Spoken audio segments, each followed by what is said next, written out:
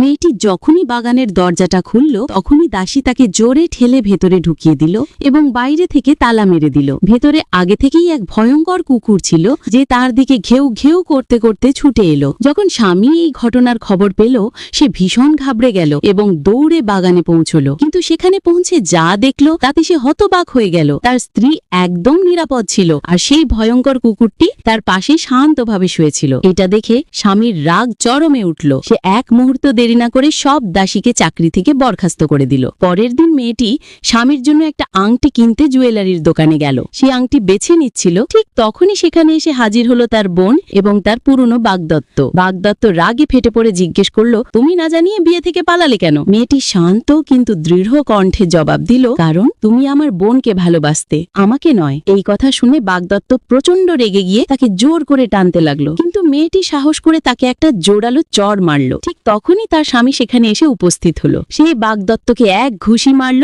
আর সে মাটিতে পড়ে গেল। স্বামীর রাগ তখনও কমেনি। তখন স্ত্রী তার হাত ধরে বলল, থাক, চলো এখান থেকে। দুজন দোকান থেকে বের হতে লাগলো, কিন্তু বাগদত্ত আর বোন তাদের থামিয়ে বলল, আমরা সবাইকে বলে দেবো তোমরা কি খেলা খেলছো। তখন মেয়েটি একটুও ভয় না পেয়ে নিজের স্বামীকে জড়িয়ে ধরলো, তার গালে একটা চুমু দিল এবং গর্ব করে বলল, এটাই আমার স্বামী। এই কথা শুনে বাগদত্তের মুখ লজ্জা ও রাগে লাল হয়ে গেল। সে কিছুই করতে পারল না আর তারা দুজন আনন্দের সঙ্গে সেখান থেকে চলে গেল।